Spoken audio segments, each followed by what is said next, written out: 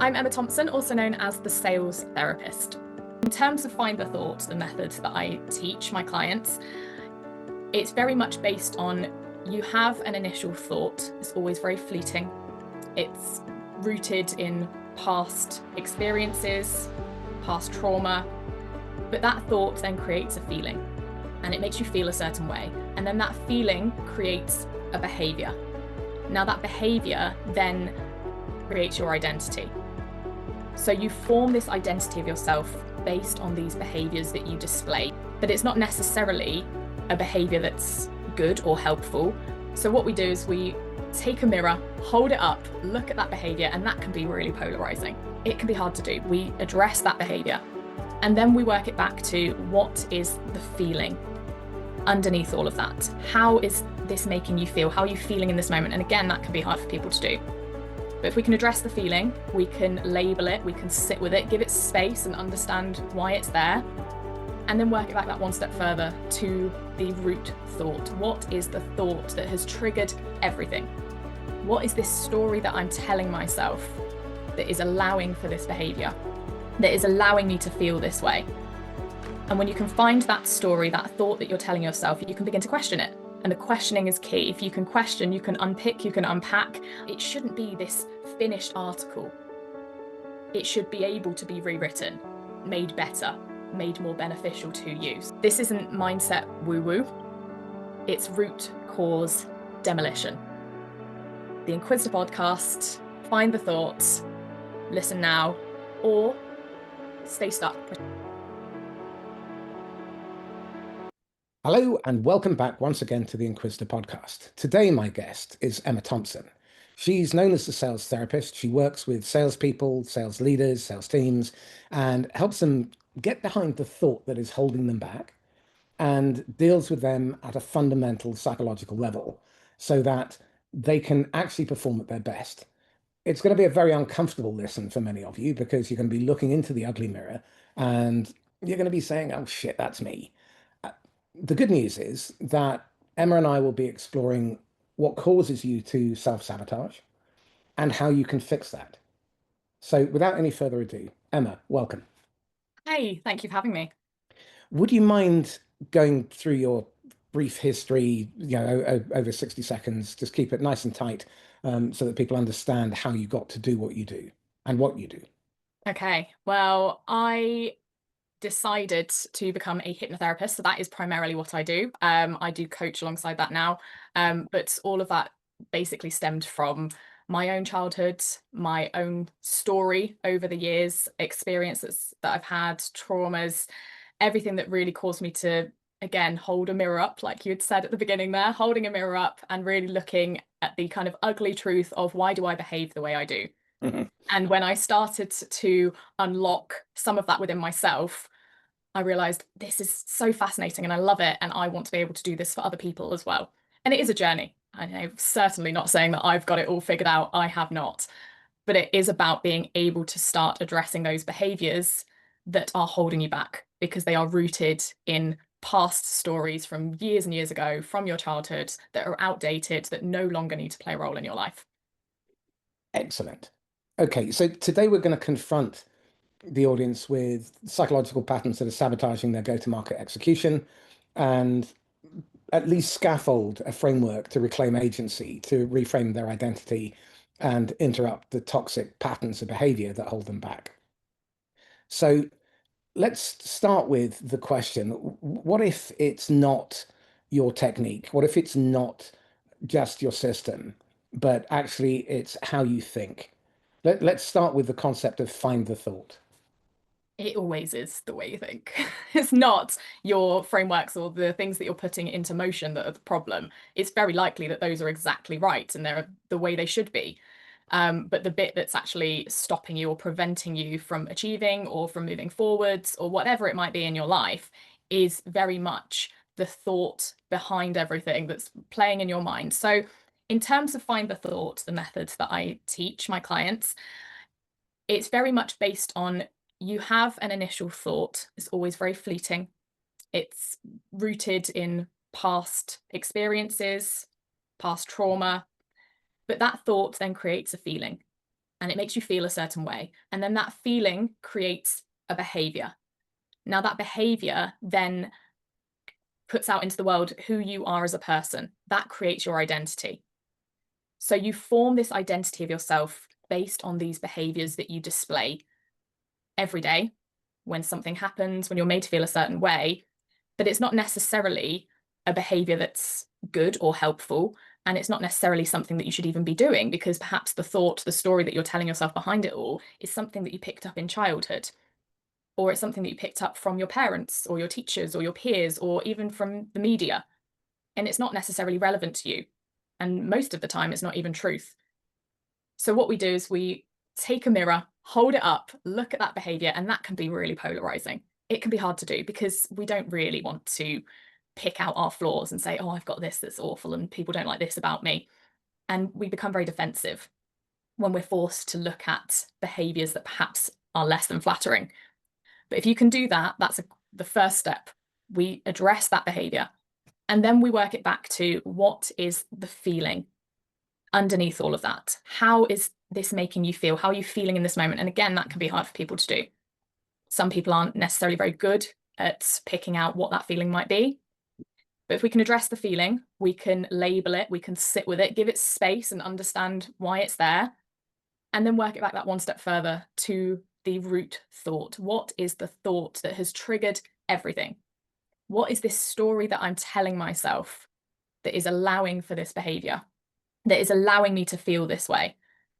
And when you can find that story, that thought that you're telling yourself, you can begin to question it. And the questioning is key. If you can question, you can unpick, you can unpack. I always say it's almost a little bit like when you're at school and you hand an essay into your teacher and they get their red pen and they start marking all over it, cite your sources, rewrite this.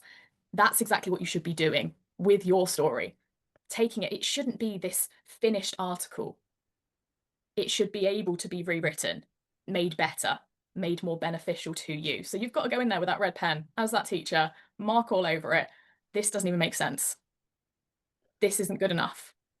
So what I'm hearing here is a parallel to a lot of the work that I do with my clients, which is to explore scripting, what we've inherited, what we borrowed, what's true, what isn't. And this is helping people to separate the difference between perception and opinion and perspective and truth.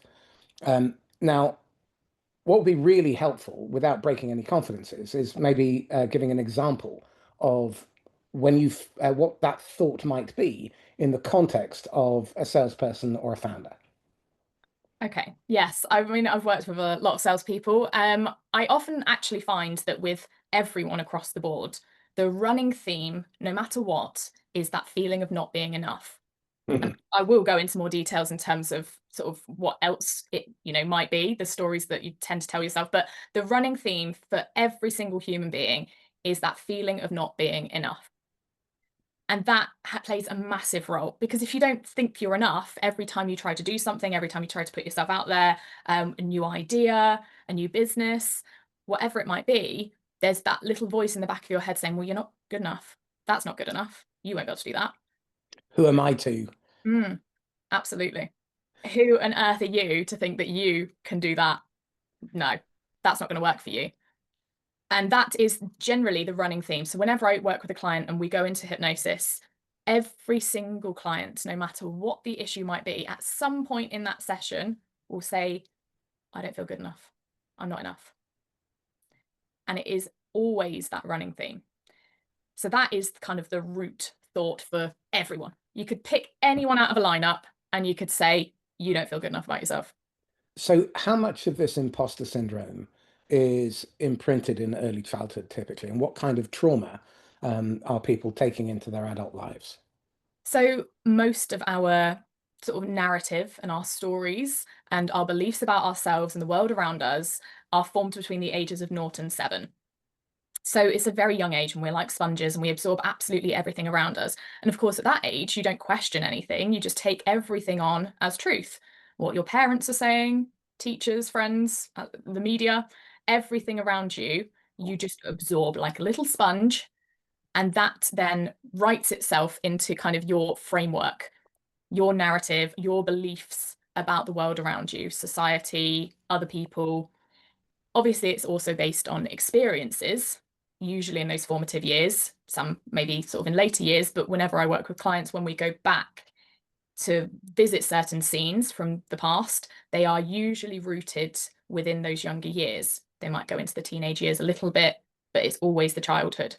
So those experiences that you have, something might happen. It might be something as simple as you breaking a vase and a parent shouting and saying, "Oh, for goodness sake, you've done it again. You're absolutely useless." And what happens is when you're made to feel a certain way a few times over, so it might happen once and then a second time, usually by the third time, something like that happens and it creates a feeling, perhaps that feelings of inadequacy, of you're scared. Once you've felt that feeling, usually on the third time, it creates what's called an imprint in your mind.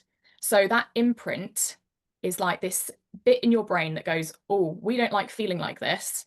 This isn't nice. What can we do about that to prevent you from feeling like this in the future?" And then your brain forms a protection mechanism for you, a part of you that helps you deflect any of those feelings or prevent those feelings from happening as much as they possibly can.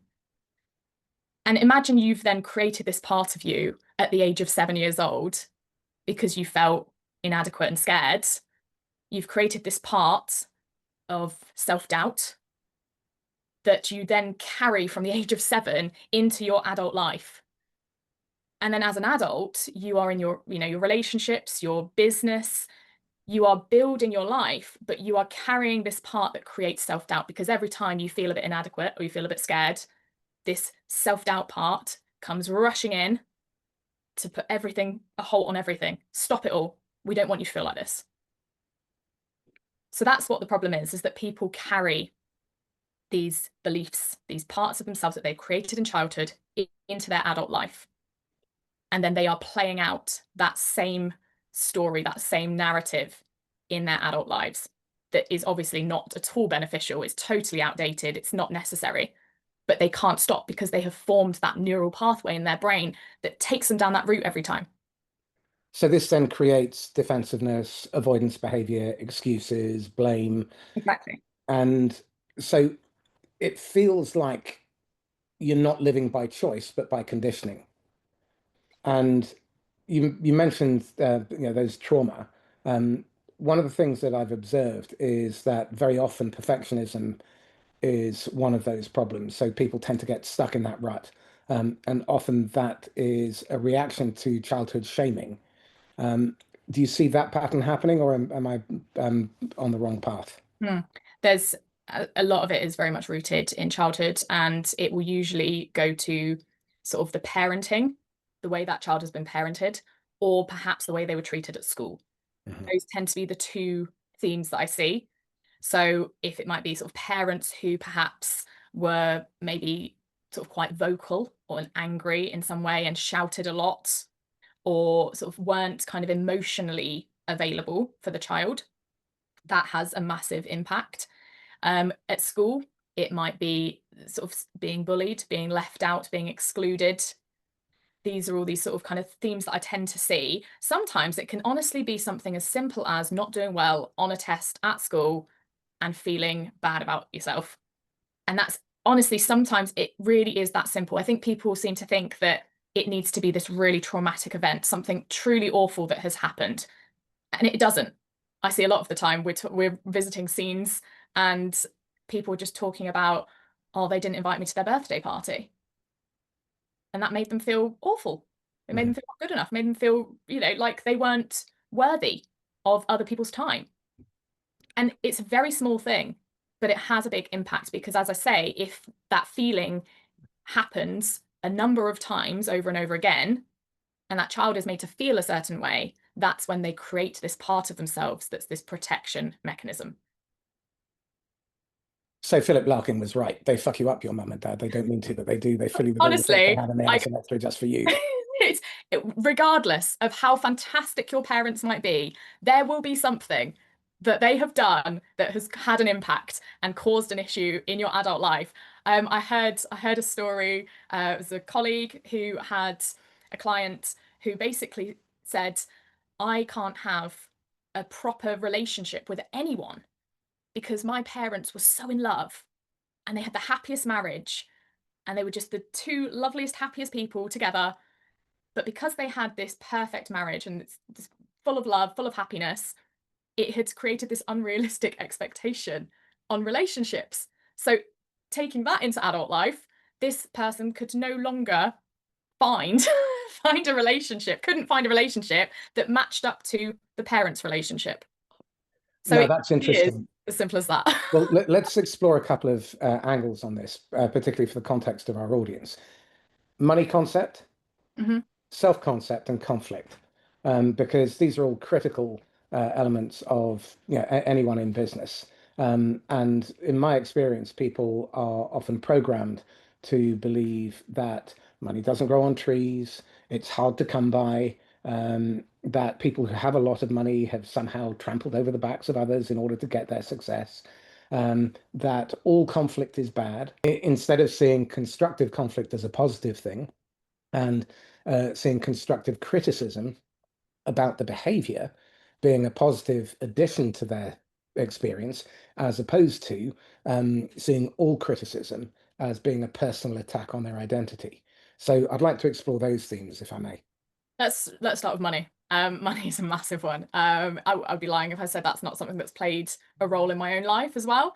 I think money is a big one for everyone across the board because really, how much do people talk about money? How many families are, actually give their children education around money? What you would normally tend to hear as a child, if you are perhaps part of a family that struggles financially, you might notice your parents worry, or they might be a little bit, panicked about paying the bills, and they might be talking to each other, or they might even be talking to the child about how worried they are. Oh my gosh, we're not going to be able to afford this, or I can't afford to go and get the groceries, or I'm not going to be able to do this. And it's this constant worry that the child picks up on and is like, okay, well, oh my gosh, we don't have any money. And then you add elements like, especially sort of with kind of perhaps religion. Religion plays a huge part in the stories we tell ourselves and the beliefs we hold. Religion especially can feed into that, with you need to be sort of humble about what you have, give to others, make sure you aren't holding it all in for yourself, keeping it for yourself. Make sure you share your wealth and what you have. And it's very much this narrative of, be humble, don't, be too much. That's always a theme. Don't be too much in all areas, not just financially. But all of these sort of stories of, like, as you say, money doesn't grow on trees, all of these little things that you have that you hear about money, then you carry into your adult life. And you'll see in some people, they'll either be so tight with money and they can't let go of it at all.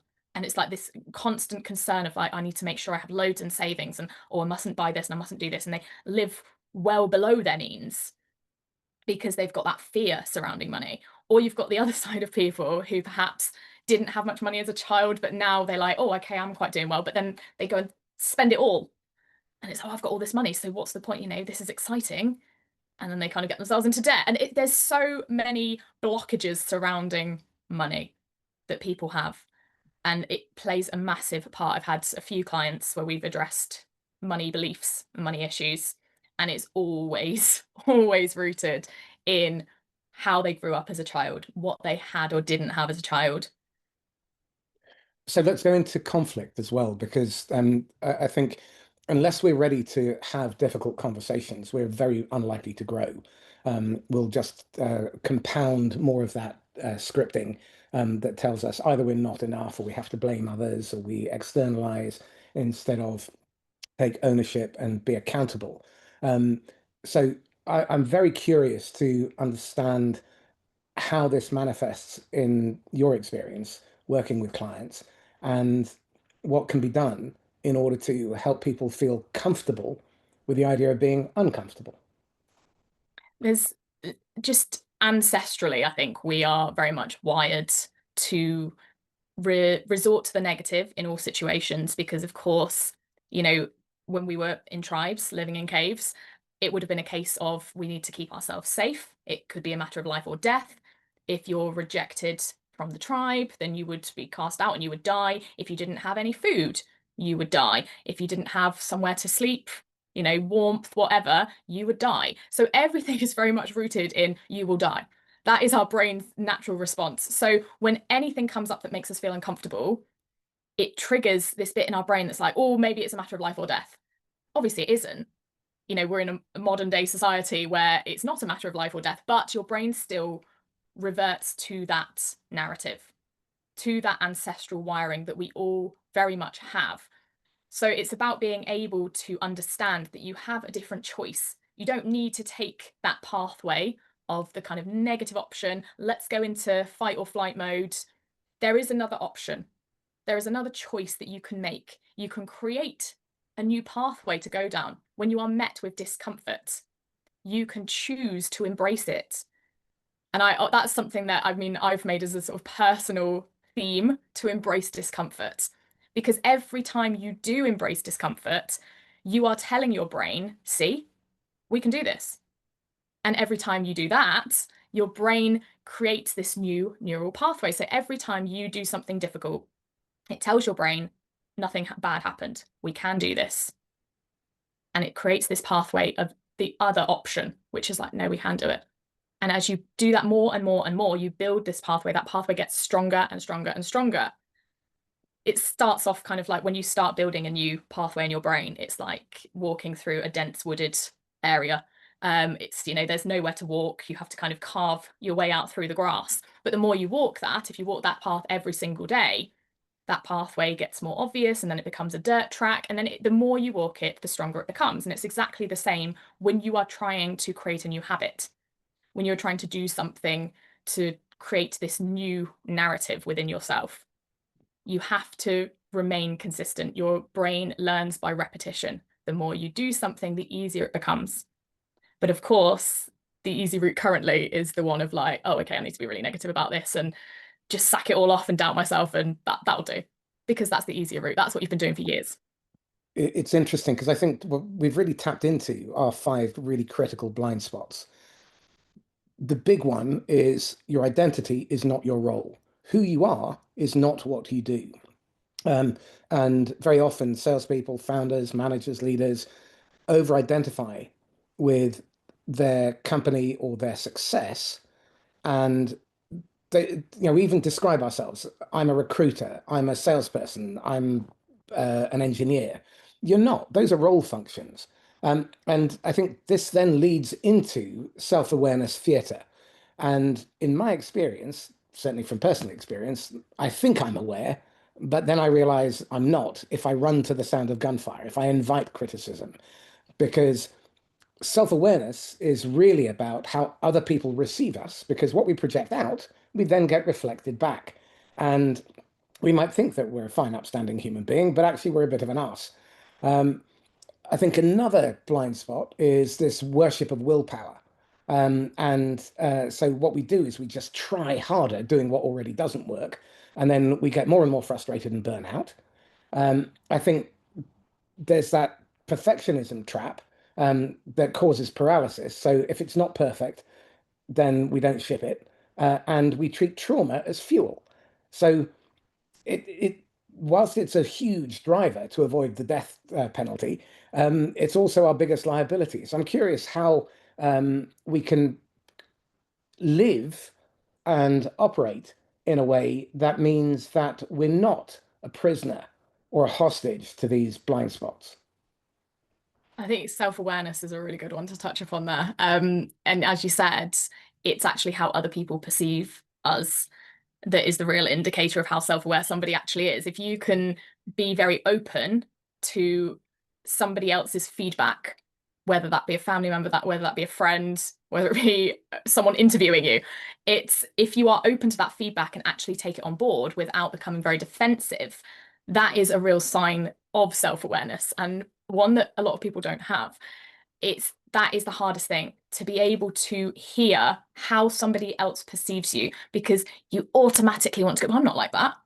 You get very defensive, and that is a trait as human beings that we all have, that defensiveness, protection. We need to protect ourselves. And if someone's attacking us and saying something less than positive, you immediately go into that protection mode and you dispute it and you fight back or you retreat. And it's very interesting. Like, if you are someone who is able to take that feedback on board and say, that's really interesting that you see me that way, and then do some reflection within yourself, that is self-awareness. And that is really hard to do. Really hard to do. Self-awareness is a journey. It's not something that you go, oh, I'm self-aware now. I've done a bit of work myself. I'm very self-aware. No, it's a lifetime journey. It's something you'll be doing throughout your whole life if you truly want to feel like you are a self-aware human being. So I think to summarize what we've just discussed is you can't out-strategize your own nervous system. Is that a fair observation? It's a lot, and this is where I see it a lot as well, is that people think that if they just keep pushing and pushing, and I'm really motivated and I've got loads of willpower, and if I decide I'm going to do something, I'll do it. Unfortunately, what happens is if you are trying to do something consciously, but your subconscious part of your brain is running this story that tells you that you're not good enough or that you're not going to do it, you can't achieve this, and it's giving you this different narrative. What happens is that your subconscious and your conscious are kind of fighting it out between each other, but your subconscious will always win out. Always win out, no matter You're not how going to much beat 3 billion effort you years put. of emotional hardwiring. Absolutely. And so your conscious doesn't stand a chance. And that is when people do get burnt out, because they're trying, they're pushing, and they're doing everything they possibly can, using every single ounce of fuel in the tank. But you're fighting a losing battle. You can't actually rewire your brain just by with willpower alone. You need to actually understand what's going on beneath that. So the pattern is you react emotionally first and then rationalize and justify using logic and reason and then whatever scripting you've got later. Is there a way to manage that emotional wave and ride it out? The subconscious is very emotional. I like to refer to it as it's like a 2-year-old child, essentially. That part of your brain, that emotional, irrational part of your brain, is like dealing with a toddler. And that's how to see it. So when it rears its head, when you have this big emotional reaction, as we all do, something happens and we react. And what I try to teach people is you need to start thinking about response over reaction. Now, obviously, that requires being able to actually take a step back, which is hard to do when you are in an emotional state. But understanding that actually, when you feel a certain way, let's take anger, for example. Say something has happened, it's made you feel angry, and you react. That's the behavior, the reaction. But the feeling underneath is the anger. Now, feelings themselves are actually chemical waves, and they only last for 90 seconds, which sounds mad because you think that's ridiculous because I go on and on for hours, maybe the whole day. But the actual wave of emotional feeling lasts for 90 seconds. What fuels it, what keeps it going, is the thought beneath it. So if you can address that feeling, right, okay, I've reacted, I've behaved in a certain way, the feeling underneath it is anger. I'm feeling really angry. Taking a big breath, stopping what you're doing, maybe even closing your eyes down, scanning your body head to toe, and just releasing any of that tension, all of that feeling. What you're doing in that moment is you're drawing away from the thought that's fueling it, because you're bringing attention to your body and the physical side of things, and you're not allowing for that thought to kind of continue. So after that 90 seconds, that feeling has passed, then you can actually take a little look at what was that thought? What happened? What triggered everything there? What was I thinking? What was I telling myself to cause this anger, to cause this reaction? And when you can find that underneath, that thought underneath, that story you've been telling yourself, perhaps in that case, it might have been, you're going to fail. And it's made you feel angry. You're going to fail. Okay, why? Am I going to fail? I don't have any proof of that. Perhaps it's a presentation at work. You're doing a presentation, your brain's told you you're going to fail, people are going to laugh at you. I don't have any proof of that. The last time I did that went really well. I got really good feedback. It's not true. And you start to question, you start to unpick, and you can begin to then reframe. So you're breaking that cycle, that sort of loop where you continually ride this 90-second wave of feeling over and over and over again because you're fueling it with thought. You're stopping that in its tracks so that you can then understand the thought underneath, figure out what it is, and begin to reframe it, question it. Don't take it at face value. So there's a reaction, a feeling, and a thought loop. And if you can identify what the thought is, then you can break the loop. Absolutely. Lovely. Okay. So I think there's, I'm not sure how to phrase this, maybe an evidence shelf. And what we need to do is be able to rebuild our internal validation. And very often what I see is that, and I do this all the time, if I get external praise, that doesn't stick because I've got my little narrative running in my head. So how do we turn real world wins and positive feedback into a revision of our self-concept? Who do I become if I believe this about myself? So I use something called the evidence shelf, which is not something that I came up with the name of. I have taken that from Jack Frimston, from Sales is Therapy. So actually, they use it in a more sort of sales sense. But I use it in a more therapeutic sense. But the concept is the same. I've just kind of adapted it a little bit, made it better, if you will. Of course. So I take the evidence shelf and I get clients to curate this themselves. And the evidence shelf is that this little shelf that you have in your mind. Think of it as you perhaps, would a childhood shelf in your bedroom where you put your little trinkets, maybe a trophy or a medal or two, all the things that are most precious to you as a child. And that's what I get clients to curate, but in their mind. So we would talk about external evidence. So the external evidence is very much, looking at your day-to-day or what's happened in your past week, or even further back if you like. What has happened with your family, with your friends, with your colleagues? What has somebody said to you? What has somebody done for you? Basically, something that has affirmed who you are as a person. Positive, of course. We're not going for negative. We're going for positive moments where somebody has said or done something for you that has allowed you to think, oh, that's really nice. That makes me feel good about myself. So we take a piece of external evidence. Perhaps that is a work colleague saying to you, oh my gosh, you did that. That was amazing. I loved what you did in there with that presentation. That was fantastic. It was spot on. I took so much from that. Or your boss saying to you, you're working really, really hard at the moment, and I really appreciate everything you're doing, and I see what you're doing. What does that tell you about yourself? And then we have this second column, which we call our internal validation. So internally, what are we saying to ourselves internally to affirm who we are as a person? So for example, taking that work example, you've done a great job, you're doing really well. What does that tell me about myself as a person? And I always make sure that people use their own words. I had a client recently who said, who had turned his internal validation into I'm a fucking good person. Right? And I was like, that's great. That's what we want. We want your language. Yeah.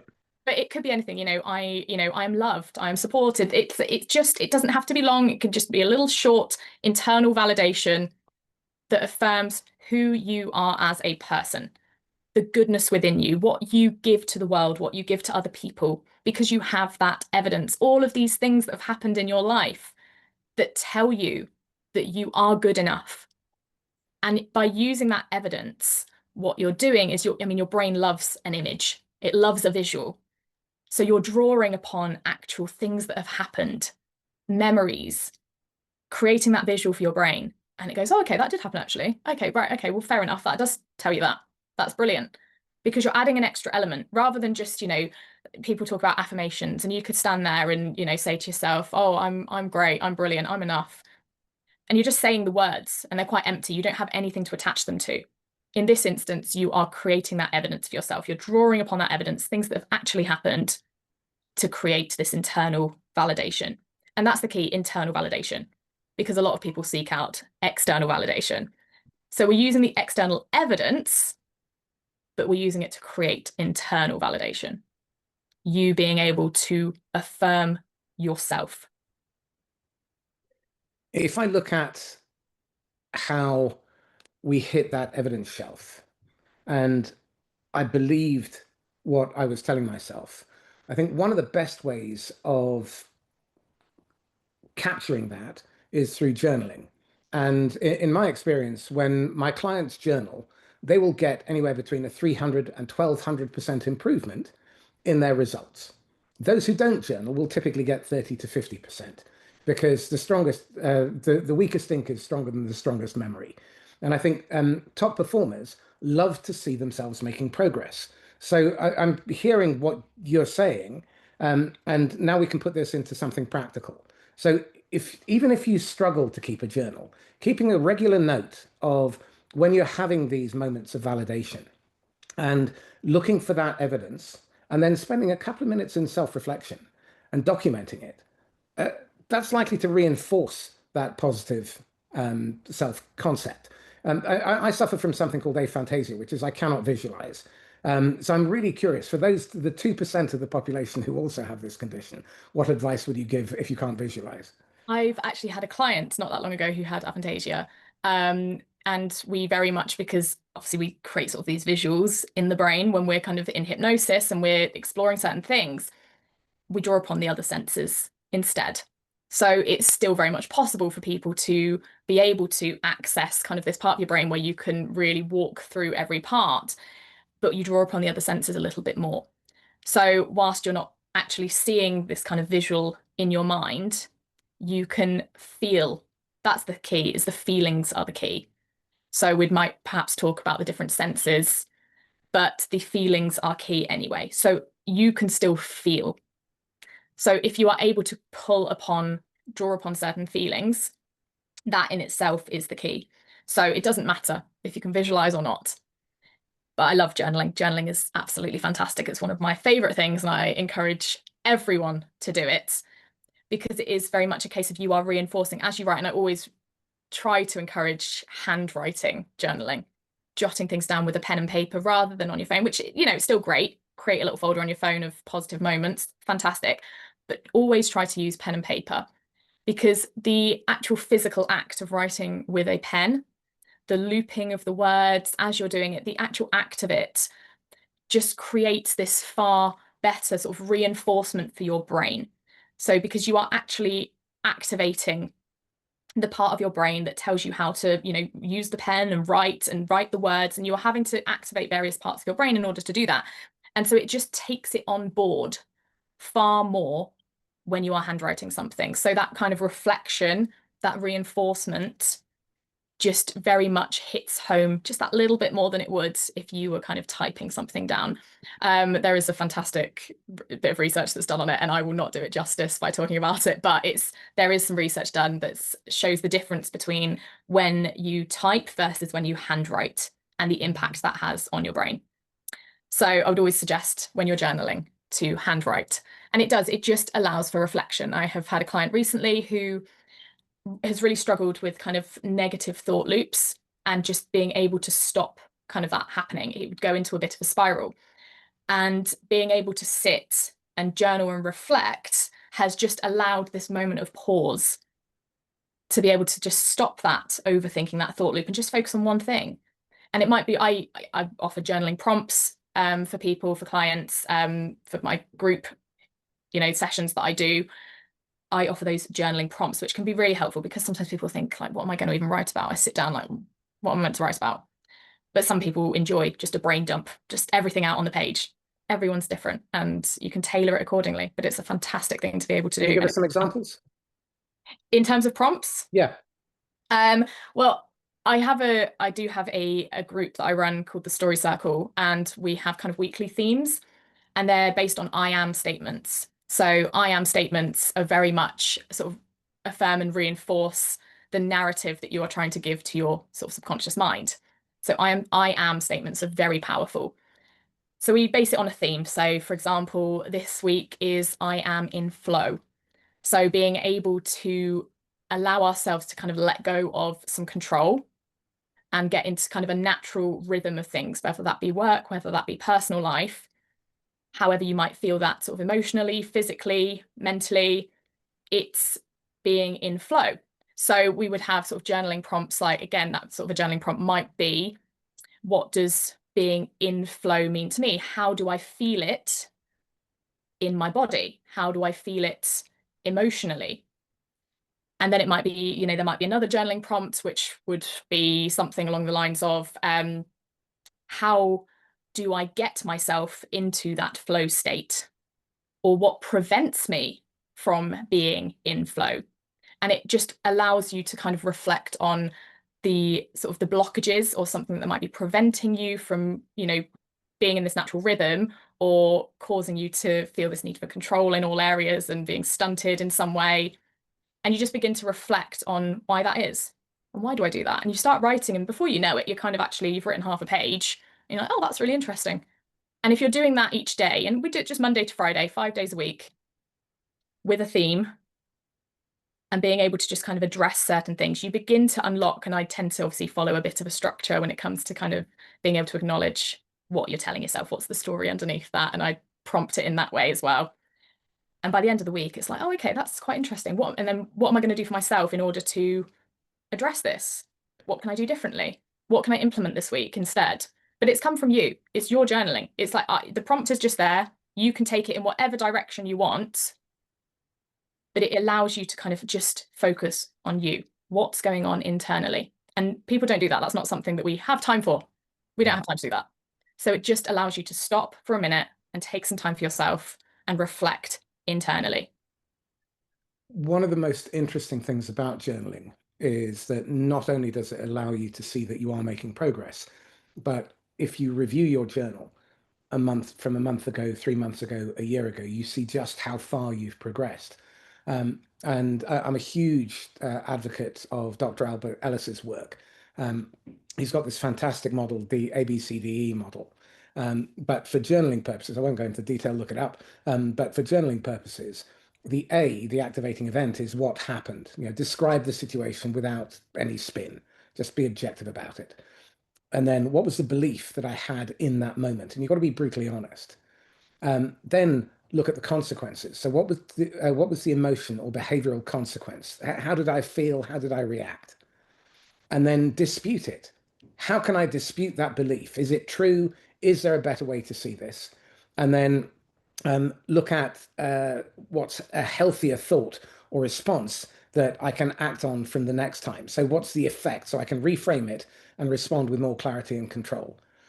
So I think to wrap this part of the conversation up, we have within our reach very simple resources and tools if we choose to employ them. However, there is that little voice in our head that's going to tell us that we're too busy, this won't work, this is all woo-woo stuff. So what would you say to that little voice? That's the little voice that's keeping you stuck. That's the little bit that is preventing you from sort of achieving your full potential. We all know that we're capable of more if we're really honest with ourselves. I mean, it's very few people that can say, I do absolutely everything I possibly can to be the best version of myself. I think if we're all really honest and we hold that mirror up, you will be able to say, okay, I don't do that. And I don't do that, actually. I've been putting that off. There's so many things that we can implement but don't. So being able to just actually be honest with yourself. Don't allow that voice to take over, that narrative to be like, oh, do you know what? You could just do that next week. Oh, no, you don't need to do that right now. That's uncomfortable. Well, the mathematics of incremental improvement is really interesting. If you improve intentionally by only 0.1%, over the course of a year, you will improve by 43%. I love If that. you improve by 0.5%, you will improve by 300%. And if you go the whole hog and you deliberately, intentionally improve by 1%, you'll improve by over 1,200% over the course of a year because of the compound effect. Now, it's not beyond the ken of anybody or the capability of anybody to improve by 0.1% a day. And I think this then brings us to, quite neatly, how we become a bottleneck through our identity, the danger of prove it again syndrome, and how perfectionism protects and paralyzes at the same time. And it manifests in behaviors like micromanagement, control, and obviously our old friend burnout. So let's speak to that. What is it that we do to become our own bottleneck? It is very much those moments where you come up against something. It might be a new idea that you want to implement. It might be a challenge of some description. And that little voice that tells you, actually, that's probably not going to work. And that's a bit uncomfortable. And I always say that if you if you feel uncomfortable about something, you should do it more. That is a sign. If you feel discomfort, do it more, because that is your indicator that actually you should be doing it. You built the cage, you hold the key. What now? Yeah. So you'll be able to just kind of, if you can push through that discomfort, again, you are teaching your brain that we don't just give up at the first hurdle. We try. And yeah, sure, it might not work. That's okay. And I think that's where also people allow themselves to fall off a cliff, because if they come up, they try something and it doesn't work, again, that little voice told you so, told you it wouldn't work. Wow. But that's the difference between understanding role failure and identity failure. Role failure is you fail in a function, whereas identity is you fail as a human being. Now, the grim reality is that we will all fail, and in my experience, certainly failure has been my best teacher. I can't remember any significant learning that I've ever had from my successes. It's been, useful, but the reality is that it's those failures and that iterative improvement and that coming up against the grit in the oyster that helps you to develop and to grow. So some of the best advice I ever got was run to the sound of gunfire. Go looking for evidence that you are wrong and go looking for people who can prove you wrong, because that is how you grow, not by reinforcing what you already believe, but by stretching. So if we look at how founders behave, there are those who reframe and those who rationalize. If you're caught in the rationalization trap, how do you reframe? The reframing is really hard. It can be really hard for people. And people, I think, again, people stop themselves at the first part of that because they go, well, what's that going to do? I'm just going to tell myself the opposite. That's not going to do anything. And you're sure it won't. It probably wouldn't do anything if you're simply just saying something to yourself sort of willy-nilly. It's very much based on being able to find that thought and uncover what's actually going on underneath. It's a whole process. It's not just a case of standing and saying like, I'm amazing over and over again. Well, It's very much a case of actually being able to unpack why you don't feel amazing in the first place, why you are doubting yourself in the first place. I think that this is about replacing stories of protection with stories of purpose. Hmm. And I think too often we fail to do that because actually it means that we have to let go of the person that we become or come to believe we are. And letting go of that is hard. It's uncomfortable. So, what advice would you give to people who find themselves caught in that trap of being in protection rather than in purpose? That identity that you create is who you've been for your whole life. It's who you have become. You have allowed these behaviors that you display to create this identity, this person that you are, who you present yourself as. And that is your safety net. That's who you are. And so to be able to say, oh, actually, I want to make some changes here and I want to do this differently and I don't want to behave like this anymore, that's really scary. It's very scary and it can be really hard. And there are people who just will choose not to do that because it is too much. It is too hard to open Pandora's box and start addressing all of this stuff that has allowed them to become the person they are today. Because the person they are today is safe. And this is fine. That'll do. I've accepted that, this is where I am in life and I'm not going to achieve this, and that's fine. That's safe. So there will be people who just choose not to do it, and that's okay. But there will also be the people who choose to open that box, take that lid off, allow everything to spill out. And that's hard. It's uncomfortable. It's polarizing. And it's very difficult to do. But there will be the people who choose to do it. And those are the people who are then able to start addressing what is going on underneath everything, why they behave the way they do, why they act the way they do, why they constantly feel the way they do. And they want to make that change. And they will see the difference. They will allow themselves to change this identity, behave a different way, become a better version of themselves, the best version they can be, not just a subpar average, I will accept this version of myself. So, if we don't want to settle, I think there are a series of questions that are worthy of exploring. What belief am I defending that no longer serves me? Am I living by conscious choice or unconscious conditioning? What's the emotional cost of this version of me? how do I know if I'm leading or just reacting with authority? And what part of me needs to heal so I can lead cleanly? I think those 5 questions are pretty damn solid. They are. They're good questions. But I love the emotional cost one. I think that's always a really good one to look Yeah. at because, people rarely think about what impact is this having on everyone and everything around me, because we are very biased individuals as humans. We are very much, this is me and my bubble.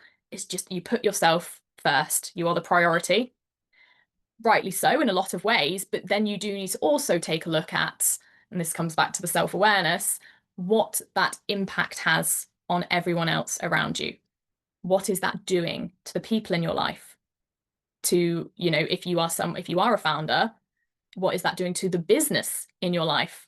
The employees that you have, what are your behaviors doing? What impact is that having on them? And that is the cost of staying the same, staying stuck, still displaying behaviors again and again and again. It might be sacrificing time with your family, and then people turn around and it's like, oh, my child's grown up and I didn't even see it because I was at the office until 9, 10 o'clock at night. It might be a relationship breakdown, a divorce, because you physically didn't know how to put your partner first. Everything else came before.